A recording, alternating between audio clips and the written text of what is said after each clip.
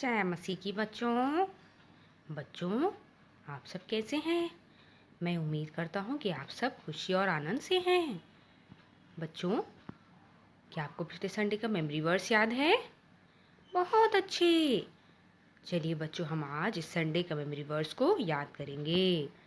आपको पता है बच्चों, आज का मेमोरी वर्स दूसरे तिमोती से है और दूसरा तिमोती बाइबल में नए नियम में पाया जाता है। और तिमोती एक पत्री है, यानी कि लेटर। आपने भी लेटर लिखे होंगे। उसी प्रकार तिमोती भी एक लेटर है और इसके दो लेटर्स हैं, पहला तिमोती, दूसरा तिमोती। बच्चों, चलिए हम आज के वर्स को याद करते हैं। 2 तिमोती 2:13, दूसरा तिमोती 2:13। If we are faithless, he remains faithful. He remains faithful. He cannot deny himself. He cannot deny himself. 2 तिमोती 2:13, दूसरा तिमोती 2:13। If we are faithless, he remains faithful. He cannot deny himself. बच्चों, कई बार हमसे भी गलती हो जाती है। हम लोग कभी कभी झूठ बोल देते हैं।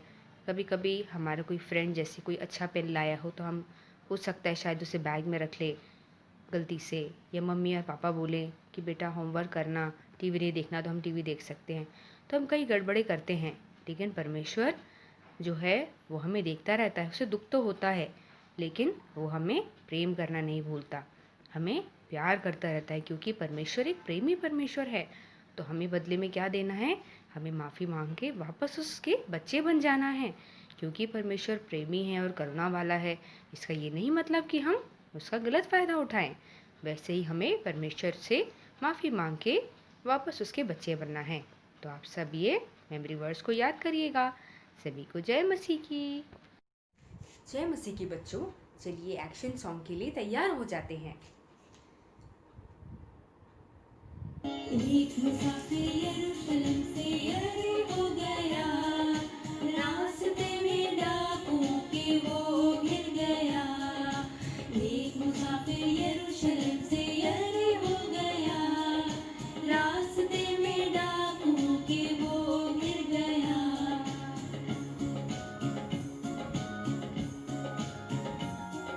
मारा कूटा सब कुछ लूटा, अज़मवा सा छोड़ गए, माल उसका छीन कर चोर डाकू ले गए। मारा कूटा सब कुछ लूटा, अज़मवा सा छोड़ गए, माल उसका छीन कर चोर डाकू ले गए। एक मुसाफिर यरूशलेम से यरीहो हो गया, रास्ते में डाकुओं के वो घिर गया।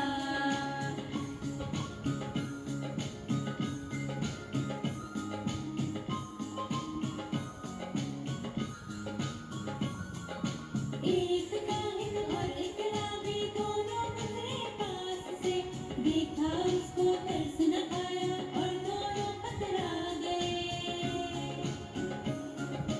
एक काहिन और एक लावी दोनों गुजरे पास से, देखा उसको तरस न आया और दोनों कतरा गए। एक मुसाफिर यरूशलेम से यरीहो हो गया, रास्ते में डाकुओं के वो घिर गया।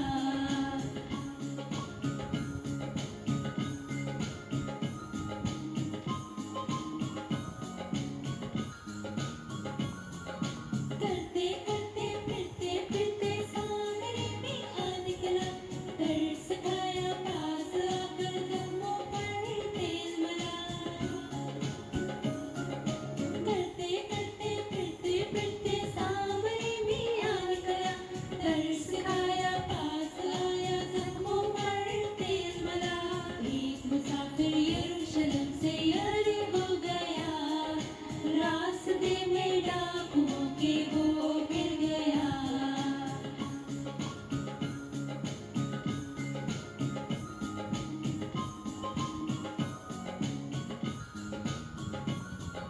जल्दी से उसे उठाकर वो सराय ले गया, मरहम पट्टी कर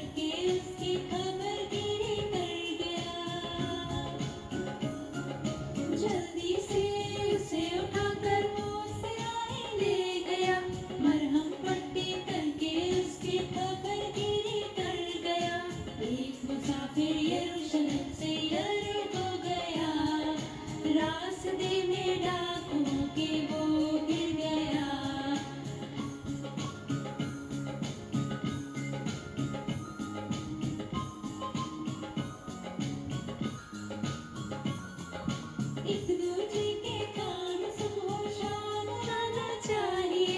अच्छे बच्चों प्यारे बच्चों नेकी करना चाहिए। एक दूजे के काम सुबह शाम आना चाहिए।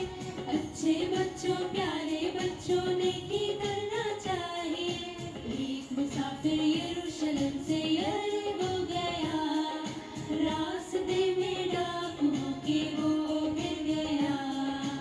एक मुसाफिर यरूशलेम से यरीहो गया, रास्ते में डाकुओं के वो गिर गया। धन्यवाद बच्चों। जय मसीह की बच्चों। बच्चों, पिछली बार हमने एलीजा भविष्यवक्ता की घटना को पढ़ा था और हमने उस पूरी क्लास को ख़त्म भी किया था। बच्चों, अब हम हैं जोशुआ के बारे में पढ़ने जा रहे हैं। जोशुआ कौन था बच्चों? हम सब ने मूसा के बारे में सुना है कि इस प्रकार मूसा ने इजराइलियों को बचाया था इजिप्शियंस यानी मिस्र देश में से। 400 साल की वहाँ स्लेवरी थी या गुलामी थी मिस्रियों के नीचे, और मूसा वहाँ से निकाल के ले आया था इजराइलियों को परमेश्वर के कहने पे। और फिर वो लोग मरुभूमि में खूब साल घूमे थे। तो उस समय कई बैटल्स या लड़ाइयाँ वॉर लड़े गए थे। और उस समय किसने मदद करी थी आपको पता है? मूसा को जोशुआ ने मदद करी थी।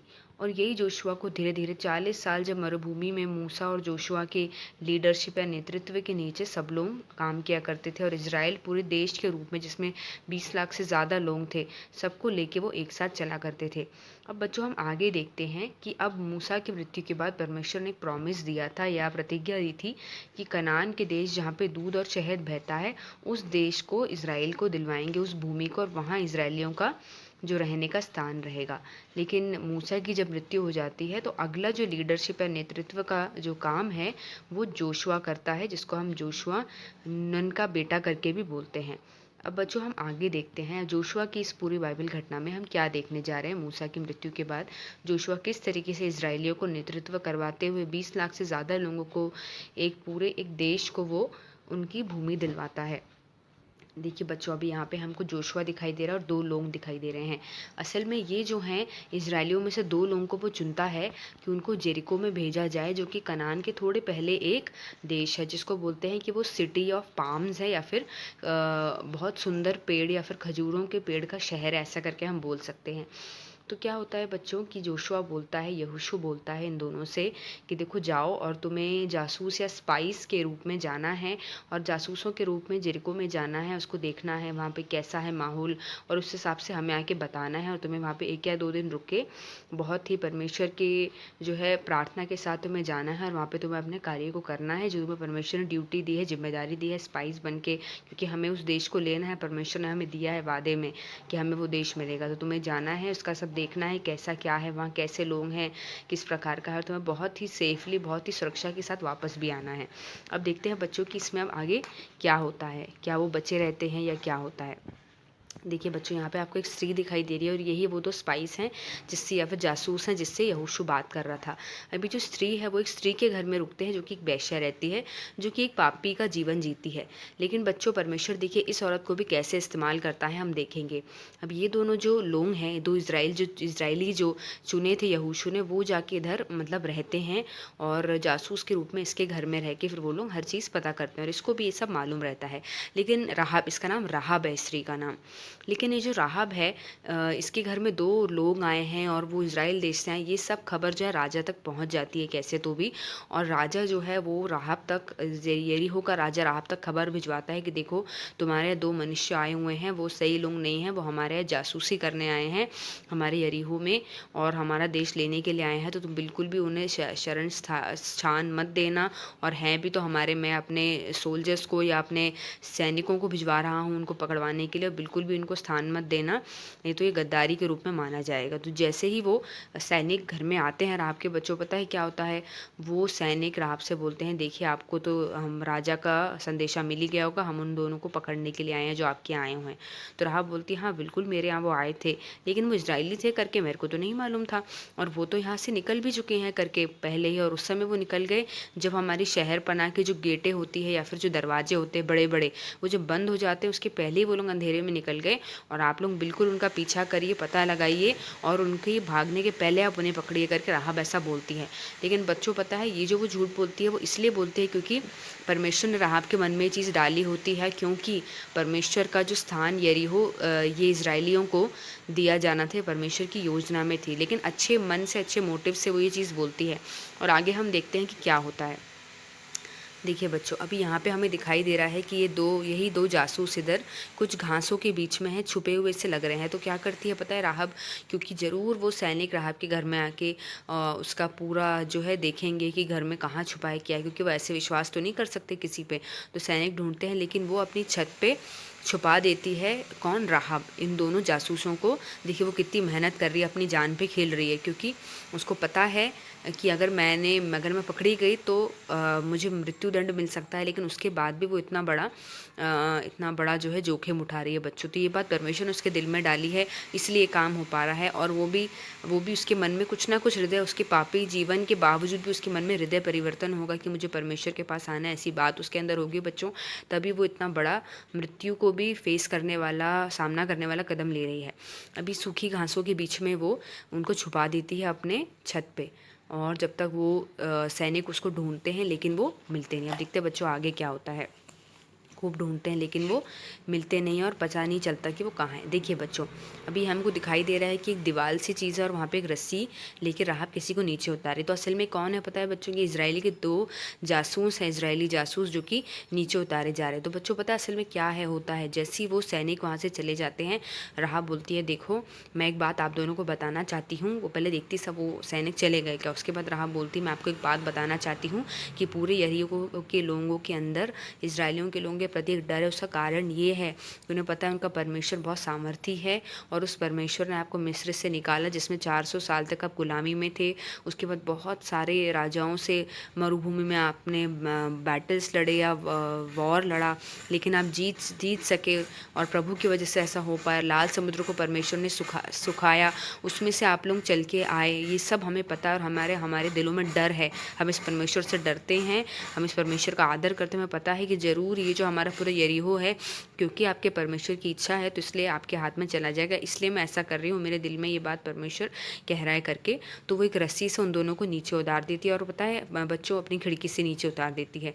उसका जो घर रहता है वो शहर की, जो शहरपनाह बोलते हैं, शहर का वॉल जो होता है उसमें बना हुआ रहता है, इसलिए आसानी से वो सीधे वहाँ से निकल के यरदन नदी के किनारे से होकर वो बच के जा सकते हैं। तो वो रस्सी से उन्हें नीचे उतारती, लेकिन वो बोलती है देखिए मैं आपके लिए बहुत बड़ा, मैंने जान पे जोखिम पे खेल के मैंने किया, लेकिन मुझे आपसे बदले में कुछ चाहिए। आप मुझे, मेरे परिवार को, माता पिता को, सबको बचाइएगा जब आप इस शहर को लेने के लिए आएंगे। तो ये दो सिपाही, ये दो जासूस बोलते हैं ज़रूर हम ऐसा करेंगे, लेकिन आपने हमारे बारे में किसी को नहीं बताया, इसीलिए आप क्या करिए, जिस रस्सी से आप हमें उतार रहे हैं जिसका रंग लाल है उसको बांध के रखिएगा, और जब हम आएंगे यरीहो लेने के लिए पूरे शहर को, उस समय हम इस रस्सी से पहचानेंगे कि राहब का घर है जिसने हमें बचाया था, और आपके घर में माता पिता जो भी हैं सबको, हम इस घर के निवासियों को हम बचा लेंगे। बच्चों ये लाल रंग आपको पता है यीशु मसीह के लहू को भी बताता है, जो कि हमारे लिए बहाया गया था कलवरी के क्रूस पे। पता है क्यों? हमारे पापों के लिए। जैसे ये रस्सी इनके छुटकारे का कारण बनती है, ये रस्सी राहब के छुटकारे का कारण भी अभी बनेगी भविष्य में, जब यरीहो की पूरी ज़मीन ले ली जाएगी तो राहब के छुटकारे का कारण बनेगी। वैसे ही लाल रंग हमारे और मेरे और आपके भी छुटकारे का कारण बन सकता है। हमें यीशु मसीह के लहू पे विश्वास करना है कि परमेश्वर आप मेरे पापों के लिए मारे गए, गाड़े गए और तीसरे दिन जी उठे, और मेरे पापों को क्षमा करिए। मेरी आँख से जो पाप हुए हैं, मेरे कानों ने जो गलत सुना है, मेरे मुंह ने जो गलत बोला है और मेरे दिमाग ने जो गलत सोचा, उस सब के लिए आपने सहा, मैं आपको धन्यवाद देती हूँ। मेरे दिल में राजा के रूप में आ जाइए, हमें ऐसा प्रार्थना करना है। देखिए बच्चों आपको दिखाई दे रहा है ये शहर पनाह में अब वो रस्सी एक प्रॉमिस के रूप में, प्रतिज्ञा के रूप में, कि जब इजरायली आएंगे उस शहर को लेने के लिए तो ये राहब का जो घर है जो शहर पनाह पे बना हुआ है बचाया जाएगा। तो बच्चों क्या आप बचाए जाएंगे जब हमारे यीशु मसीह हमें लेने? क्या हम बचाए जाना चाहते हैं अनंत नरक से? क्या हम हमेशा के लिए यीशु मसीह के बच्चे बनना चाहते हैं, उसके प्रेम को अनुभव करना चाहते हैं? ये बात हमें सोचना है बच्चों। तो हमें यीशु मसीह को अपने दिल में बुलाना है, अपने पापों से क्षमा मांगने, और हम इस घटना को आगे अगली क्लास में सुनेंगे। सभी बच्चों को जय मसीह की।